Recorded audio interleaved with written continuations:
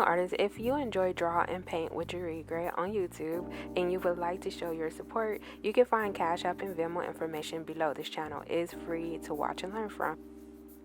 If you like any of my art products, please go to mpbimage.com to purchase. If you purchase, make sure you leave a comment so my product maker know that you've purchased from the YouTube link.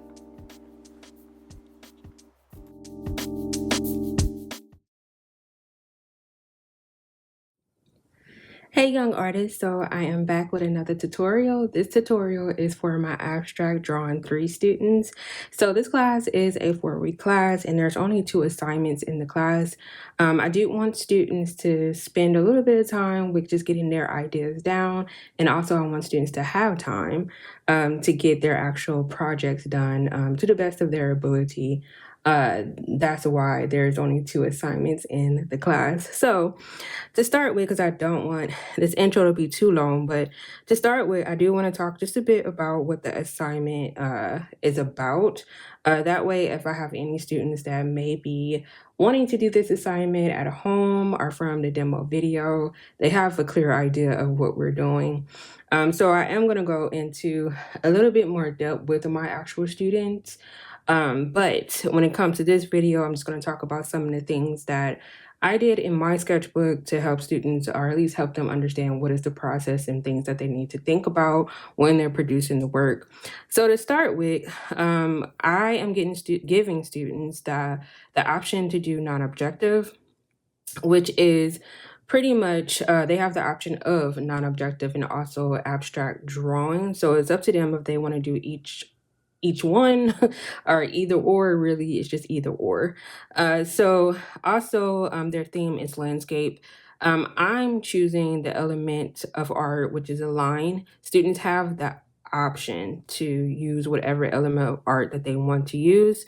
And then also when it comes to principles of design for this assignment, I chose variety and I wanted to use a variety of line.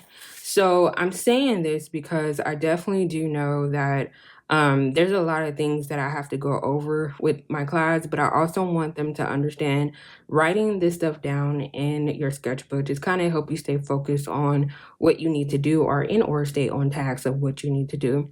So now that we got that down, our assignment focus is pretty much symbolism and experimentation.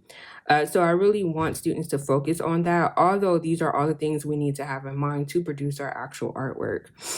So when it comes to symbolism, what I love about symbolism, because I can focus on historical symbolism, or I can focus to create my own, is what I'm trying to say. So it's either or that a student can do. Another thing I want students to focus on is experimentation. So for me, for my assignment, I'm going to experiment with line and emotion.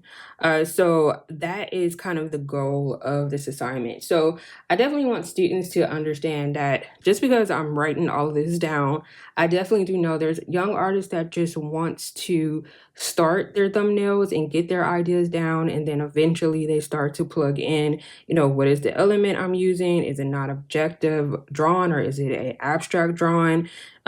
Is my theme a landscape? So on and so forth. What principles am I using? Am I using symbolism or experimentation? So sometimes artists want to start here first and then they end up here and start to figure out how to attach what they need to attach to whatever image. And if that is your process, that's an A-okay process. I just know this is my process. I kind of need to write things down and have an idea where I'm going. That way I can start the process from there. So I wanted to just talk a little bit about that. Another thing is, you guys, because I'm in transition when it comes to studios, I have a very small space to produce my videos and or art as of right now. So I wanted to keep a lot of this as simple as I possibly can, as far as materials, as far as what I wanted to use to get across this project. So I decided to using an ink pen. And I actually bought a set of ink pens, and I decided to at least get an idea of what my tools can do. My ink pens come in different nibs, squared nibs, or chiseled. I think it's chiseled, fresh nib, as well as just regular bullet nib. So I just wanted to see what are the different mark makings my pens can do, because that is what I'm going to use as far as materials are concerned. And then I decided to make sure I have all of this kind of written down. That way I have a clear idea of what I am going to use, because all of that definitely does help. So when it comes to this side of my sketchbook, and by all means, my students don't have to lay out their sketchbook this way. I just like to do my best to make sure that they have a good example of how their sketchbook should work. Because really all a sketchbook is, it's just to help with experimentation. It helps to get ideas down. It's a visual diary for you. So it's always good to just kind of have a decent layout in your sketchbook. So on this side, as you guys can see, I do have my paper format that's here for my compositions. So I have a rectangle format, a square format, a vertical rectangle format. So you can design your format however you want to design it. So if you want to do a circle shape, a squared shape, a triangle shape, so on and so forth, that's really up to you. I'm just keeping it simple for myself for this demo in general, but if I was a student and I really wanted to experiment, I would definitely experiment with different paper format for my composition. So I typically have students do 3 compositions. So this is 1, 2, 3. And I want to make sure I'm doing the best that I can do with all the things that I'm asking my students to do in my actual project as well, because I'm doing my own assignment. So as you can see, some of my notes that I definitely do have here, lines symbolize life. So when I did all of these thumbnails, the thumbnail that I absolutely love is this one. And it's something about it that I love. And I kind of just sat down, I stared at it, and I was just like, okay, what type of emotions am I feeling in this thumbnail? Because that is a part of the project. So I started just naming out emotions. I'm calm, uneasy, stable. And that's what it makes me feel when I stare at it. I'm like, okay, a little bit of kindness, a little bit uneasy, and then a little bit stable. And then I just thought about it. I was just like, life. So as of right now, just in general, because I'm going through a bit of a transition, my life is a little bit calm, a little bit uneasy, and also it's stable at the same time. So that's what I'm trying to symbolize with line in this actual composition. So when it comes to experimentation, of course, I'm experimenting with line because of the fact that I decided to use that as an element. So of course, I wanted to experiment with a more thick squiggly line, thinner lines, thicker lines. I didn't really focus too much on value. I just wanted to focus on different lengths and widths of lines. So to get to my actual landscape as well. Another thing I want to talk about is, what does these lines mean or can mean, right, in your artwork?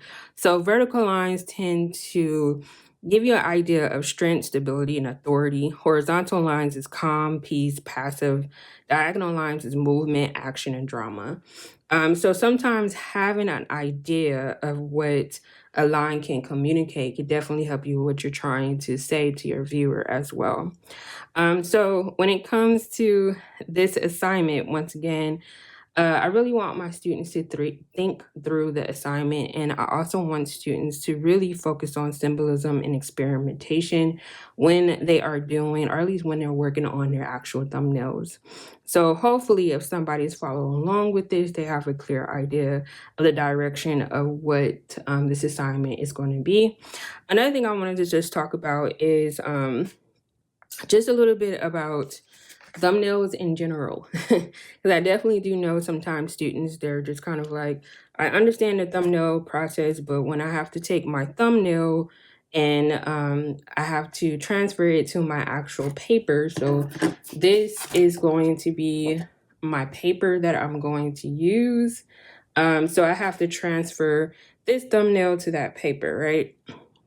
So One of the things that you definitely can do is you can always photocopy your thumbnail. So although this is not the thumbnail that I'm going to do, I did do a photocopy of a thumbnail. So keep in mind, yes, this is not the best photocopy. This is just the best my printer could do at the time. So just bear with me, you guys. But you can always take a photocopy of your thumbnail, and then you can always use that to blow up your composition in a printer or a copy machine is what I'm trying to say. You can always take this, let's say this is the size that I want. I can take this, flip it over. I could take a graphite pencil, I could put graphite on the back, and then I can flip this over to my paper and then just transfer it with a ballpoint pen. And just make sure you're not heavy-handed with your actual transfer, because sometimes you don't want to put a groove into your actual paper. So those are things that you definitely want to make sure you are thinking about if you're trying to blow your thumbnail up to a bigger size. So for me, I'm not going to worry about that. I'm just going to use my drawing skills to the best of my ability to get this down on my bigger sheet of paper. And here's the thing, I'm okay with that because of the fact that I know this is going to force me to make different marks. It's going to force me to experiment. I'm not going to copy my thumbnail to its exact look. It's going to give me probably a different look if I'm not 100% obliging by my thumbnail. Remember, a thumbnail is just a reference. It's just to help you to get your ideas down. You can see what your ideas is going to look like ahead of time before you get started on the main thing. So I'm open for a change when it comes to my actual thumbnail. Long as I have a clear idea of where I'm going, that's all I need, right? So I would definitely suggest that for most students, if you're not trying to get an exact copy, then allow some change to happen and just use your thumbnail just as a reference.